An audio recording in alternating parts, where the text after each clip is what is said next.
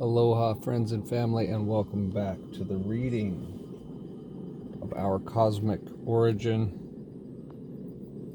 I think I'm going to keep these a little bit shorter because he drops so much information it's hard to digest it all. So I think it'll be helpful to maybe have a little bit shorter episodes.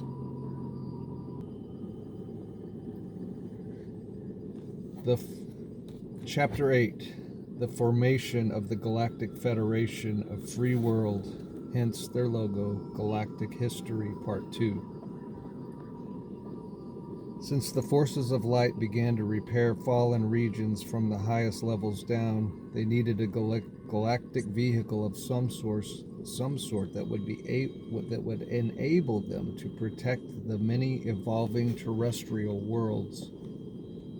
So it was decided by Lord Michael and the Celestial Order of Melchizedek, who is likened to the Jedi Order in the movie Star Wars, that a federation of free worlds is initiated in order to bring protection and freedom to the rest of the galaxy on behalf of the great divine plan, the Seal of Paladar.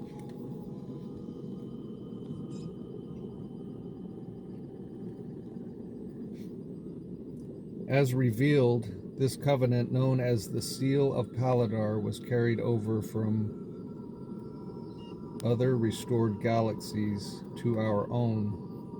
So from a higher multi-galactic level, it operated as the Intergalactic Federation of Free Galaxies, all of which have been under the direction of Lord Michael.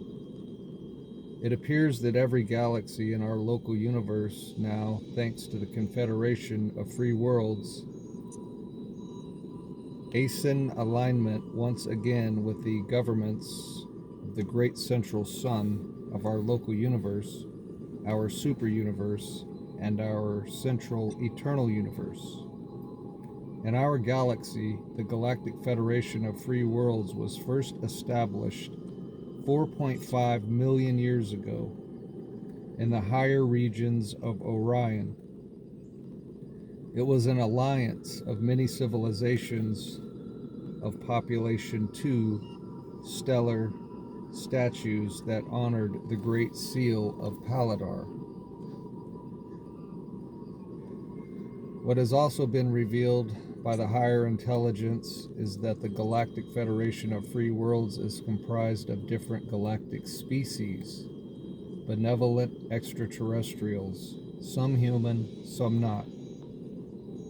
It was this diversity of species that enabled this organization to coexist under the banner of universal brotherhood, sisterhood, with the celestial/humanoids leading the way, fulfilling their creation myth of coexistence.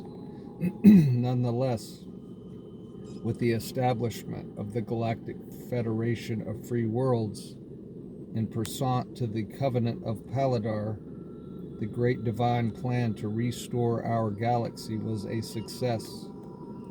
However, as mentioned, these conflicts lasted millions of years because in response to the Federation, the Dark Forces formed their own alliance known as the Orion Empire, led by the Draco leaders of the reptilian forces. The Orion Empire is like the Galactic Rakata Empire of the Sith in the movie Star Wars. This dark alliance recruited as many species of lower biological genotypes in their controlled regions. Among this species was the infamous Greys, a group of degenerated humanoid species that became genetically altered to suppress their emotional body, which led to their conversion to the dark side. As a result of suppressing their emotional body, they only operated from their intellectual mental body. Other groups that followed the Draco's reptilians were unsectarian in nature, and some even resembled the dinosaurs of old. known as the droid race.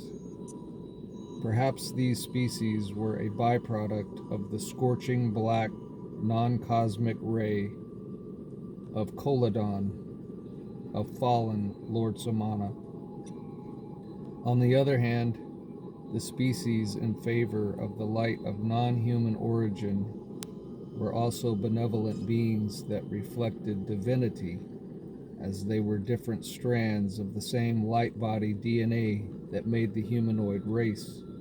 For instance, the lion people were known as the felines, and in some instances they acted like parents and benefactors to the humanoid races, particularly in our galaxy.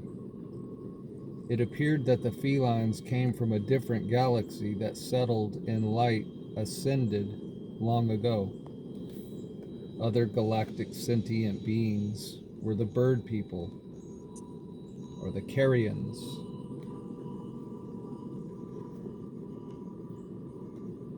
who are ninth dimensional beings that are also assisting our humanoid family.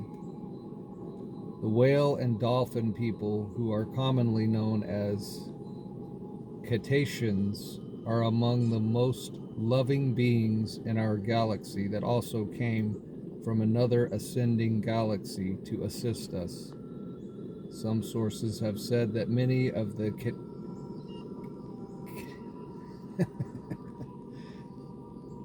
catechins that originated in Sirius have been on our planet since the beginning of its first great galactic civilizations, known as Mu, MU. Nonetheless, as mentioned, these early galactic battles affected many planetary systems and star systems by the dark ray under the actions of the reptoids, droids, and greys, or simply just biblical demons. For instance, millions of years ago, Earth time, it was revealed that some inhabited planets and star systems of other parts of our galaxy had become 100% controlled by the dark side of the Orion Empire. These worlds tasted like a full-scale global dictatorship falling under the Galactic Draconian Empire. The good news is that after millions of years, these worlds have been liberated by the Federation of Free Worlds and are waiting for the removal of the last residue of darkness from our planet and our current times. In most cases, except for the systems that were saved and restored by the Galactic Federation, most invaded worlds ended up in total destruction, because eventually, worlds that get completely shut off from the universal living light for a long period of time begin to lose their life force, and everything, therefore, begins to die out. Universal life force is another term describing the light source that sustains all life forms in all dimensions. Again, let it be understood that the central aim of the Draconian agenda was to bring all power to Samana for the very reason that he did not want the creation of the celestial/humanoid Adam Cadman to prevail, since they were the light carriers of the complete universal life force of the 12 major universes. Instead, Samana intended to populate our galaxy with the reptoids, droids, greys, and other insectoid species that were under the rule of the Draco-Reptilians, exercising only the lower chakras, thus separating the higher dimensions from the lower ones. By eliminating the descending celestial/humanoid families, the dark side would have achieved its goal of not allowing the universal life force that emanates from the great central sun at the center of our galaxy to anchor into all parts of the galaxy, thus connecting all spheres with light. Without this process, the lower material spheres would eventually cease to exist. It appears that this universal life force is constantly being transmitted to all levels through the 12 chakra systems within all Adamic/humanoid races.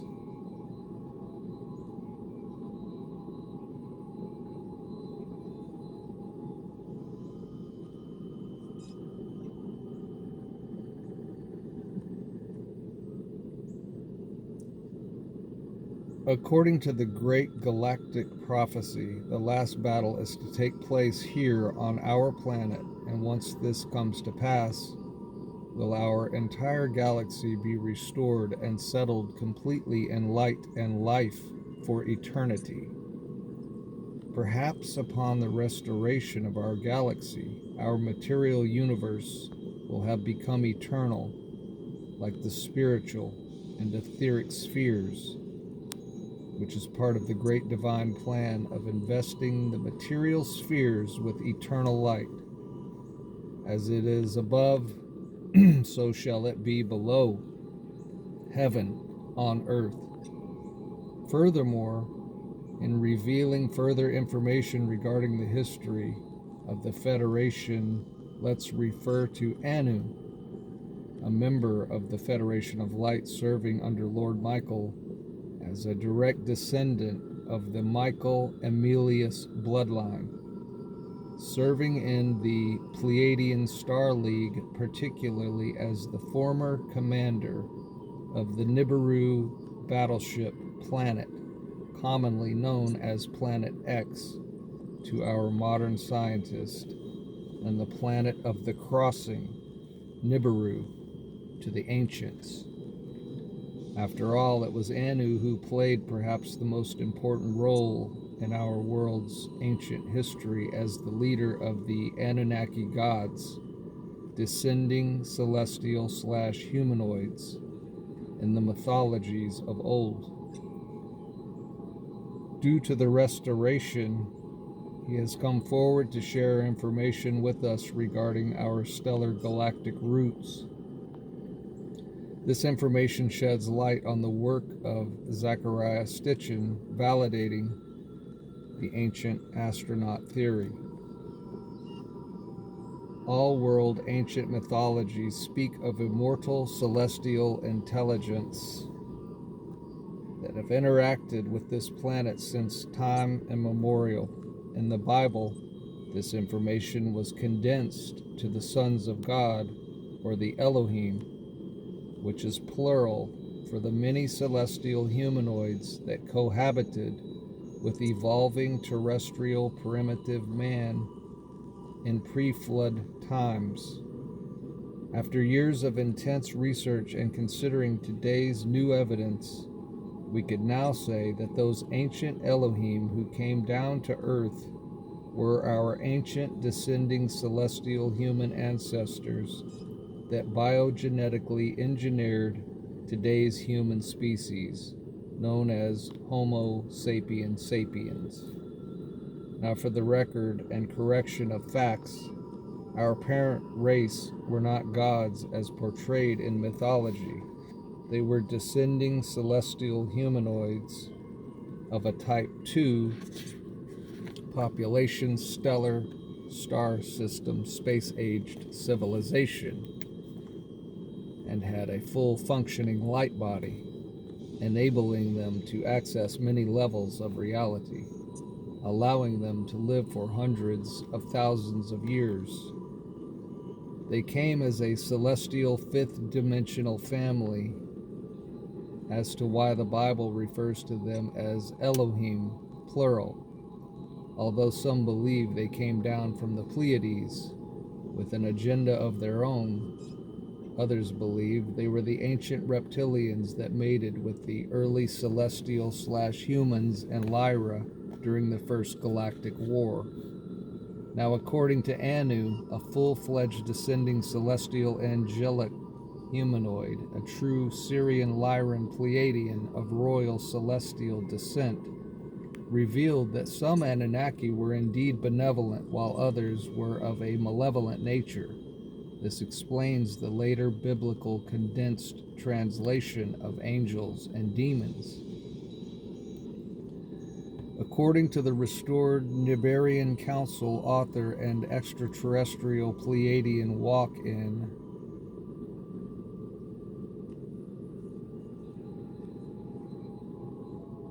Jalaliah Star revealed that Nibiru was an isolated planet that evolved out of the debris left behind from the Great Galactic War in Lyra and was chosen by the Federation High Council of Sirius to become a battle star planet. This was due to the great elliptical orbit that Nibiru followed across the galaxy, reaching many star systems. Most important, the Galactic Federation believed that this battle star planet Nibiru would be a watcher for the newly evolving life that was scheduled to exist on our current Earth during our planet's first seeding 2 million years ago. In fact, the history of Nibiru is tied to the history of our planet. If this was the case, then the line of control of Nibiru has been attributed to the celestial angelic humanoids of pure Lyra and now Pleiadian descent, not reptilian. However, it has been revealed that out of the line of celestial angelic humanoids, Anu was the last chosen commander of the Galactic Federation's battlestar planet, Nibiru, until around 2024 BC, when his nephew Marduk took it by force. Indeed, Anu, the former commander of the Galactic Pleiadian Nibarian battlestar planet, did confirm that the first celestial angelic/humanoid colony in our galaxy was known as Avon, which was the Vega star system in Lyra, Sirius. Now, the way Anu explained it was in a form of a universal game known as polarity integration. According to this version, the celestial angelic humanoids represented the light and the feminine spiritual way of life. Also, since the etheric angelic humanoids descended from the higher spiritual spheres, they represented the higher chakras, which relate to the higher dimensions of spirit and etheric realms.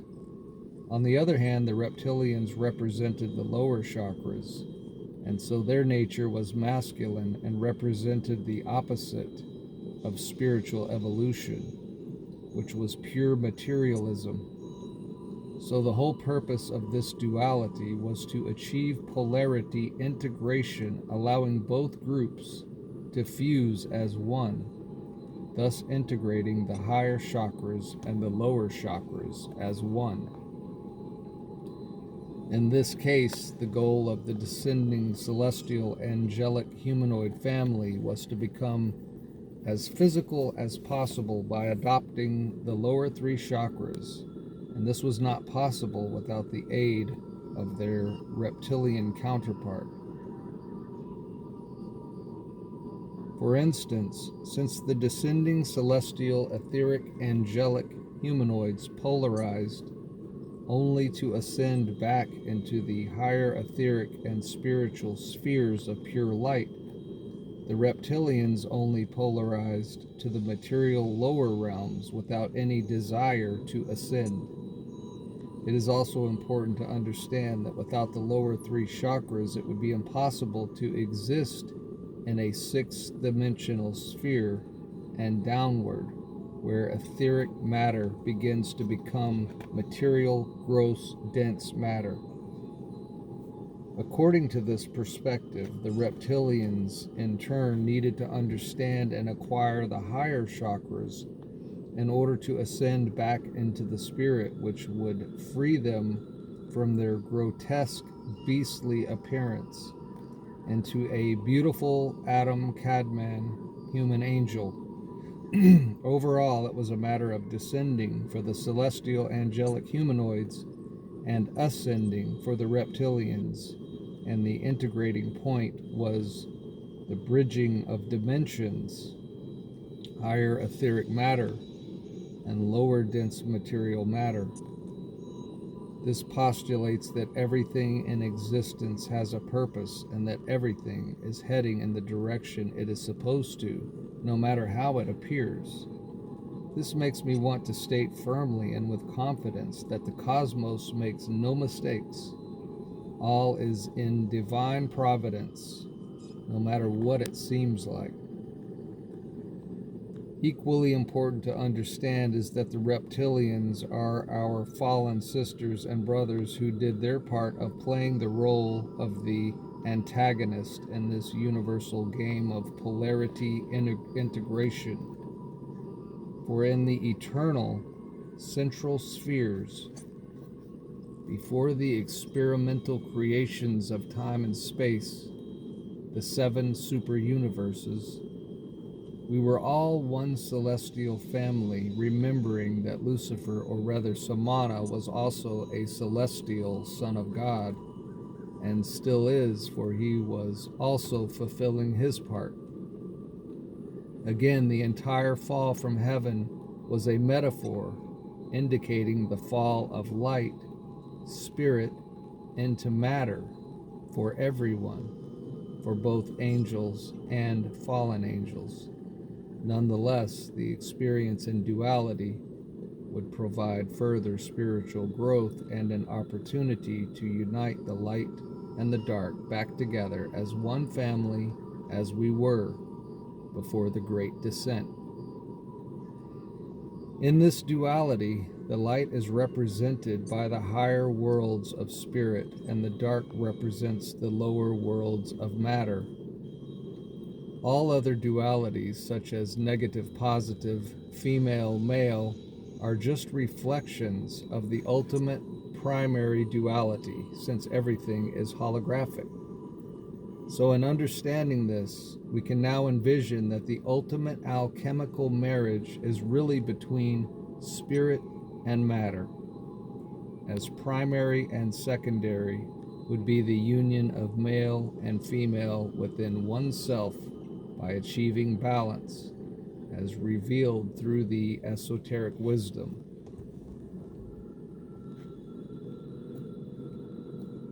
It is, however, great when all polarities find their common ground as they unite, and that is true love.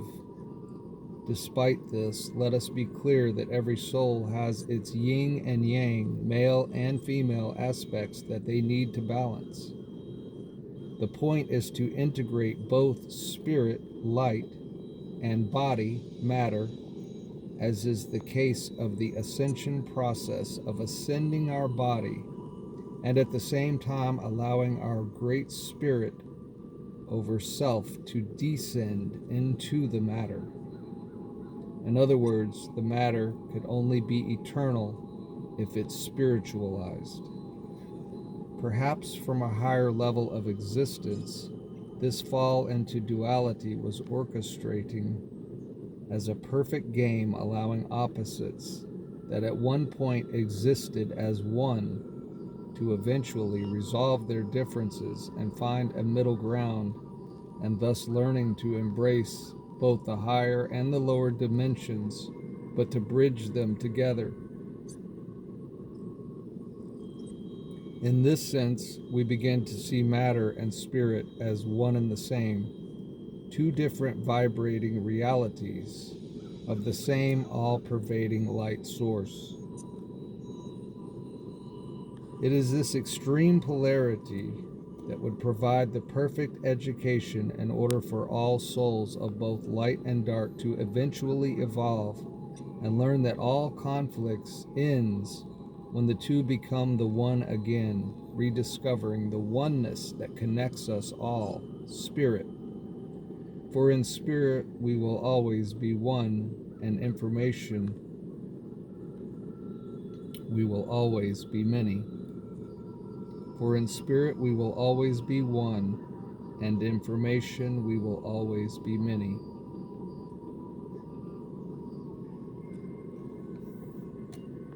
Today, it is well understood that compassion is something we humanoids had always had, and it is our strongest defense mechanism against our reptilian counterpart. Humans must love their enemies because it is through compassion that we convert our fallen brothers back into the light.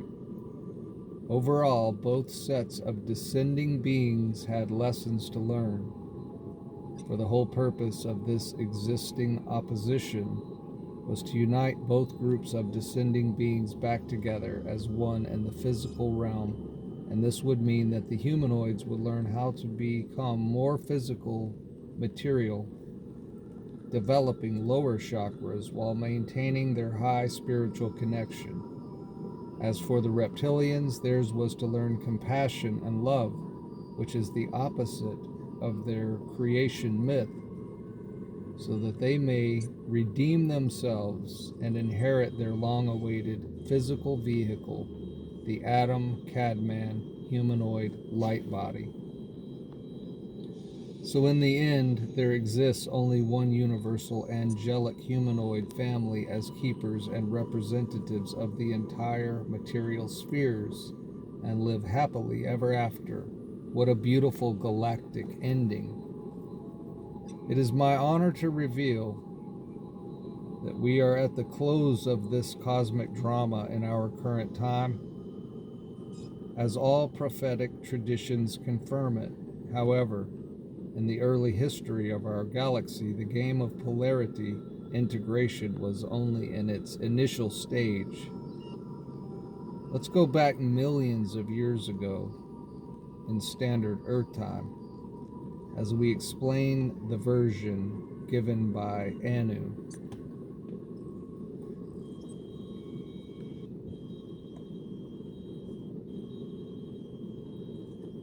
As revealed and confirmed by Anu, the first spiritual humanoid colony was seeded by the spiritual councils of light in the Lyra star system, in a planet known as Avon.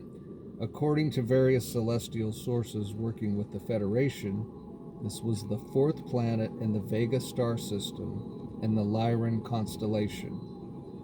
Apparently, the humanoids existed in the fifth dimension and everything was fine.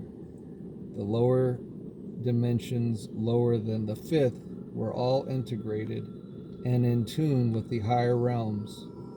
Some believe that the celestial angelic humanoid vehicle was gradually condensed from its energy counterpart. When the humanoid vehicles were ready for high spirit embodiment, a group of etheric beings from Sirius, which were the first descending souls incarnated in those celestial humanoid bodies to proceed with the process of descending into the fifth dimension, where matter and energy is in perfect equilibrium. The only problem was that the new incarnated celestial angelic humans were still geared towards the higher realms of light, not fully grounding into the lower chakras in the third, second, and first dimensions. Anu of the restored Nibirian Council believes this caused them to automatically block their opportunity of inheriting the lower three chakras that they needed in order to exist in the lower dimensions to integrate spirit and matter. So the game now is commonly known as polarity integration began when their counter-opposite, the reptilians, began to travel into their proximity. Anu revealed that this set the stage for the first opportunity of polarity integration between these two beings, uniting the higher chakras with the lower ones. This was known as the first Earth Grand Experiment, since planet Avon was considered the first incarnation of Earth in our galaxy. According to Anu, the royal house of the humanoid family became known as the Royal House of Avon, named after their first home planet, and whose animal emblem is the lion, which corresponds to our planet's tribe of Judah of Messianic descent. As mentioned, humans are only polarized to the feminine spiritual way of life, acting out from the higher chakras without external technology. This made the fifth dimensional humans semi-etheric in a world that was condensing into the fourth and third dimensions. So it came to pass that for the first time, these two different sets of beings met, and to our surprise, things were initially peaceful. According to Anu, the reason why the reptilians were not hostile to the galactic humanoids upon arrival was because the spiritual councils of the higher etheric and spiritual spheres were bombarding them with the frequencies of love and compassion, thus transforming their negative nature. This proves that anything can be transmuted or transformed with pure unconditional love at a very high frequency. So immediately, the reptilians introduced the humans to their material external technology, as the humans introduced the reptilians to meditation and spiritual practices. For the most part, it appeared as if the first universal game of polarity integration was going to be successful. However, it was the great influx of light and love by the non-incarnated higher-ups that allowed for the peaceful coexistence of these two species, which endured until a group of high-ranking Dracos heard of the coexistence.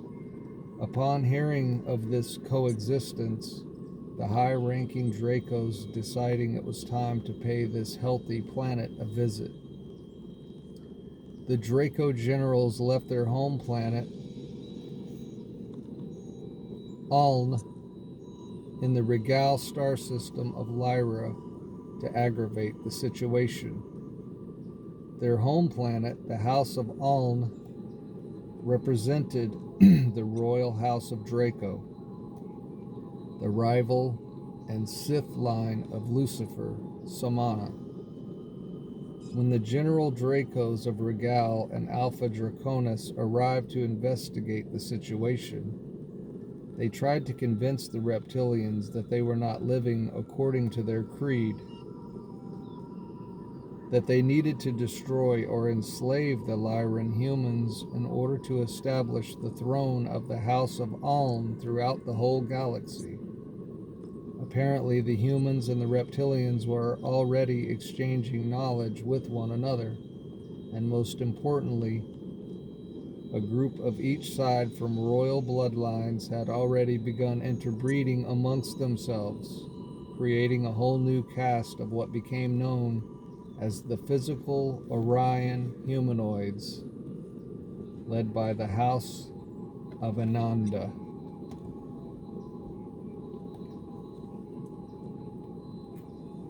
And we will pick it up with more about this interbreeding when we return. We leave you in the love and the light of the infinite Creator. Until then, my galactic family.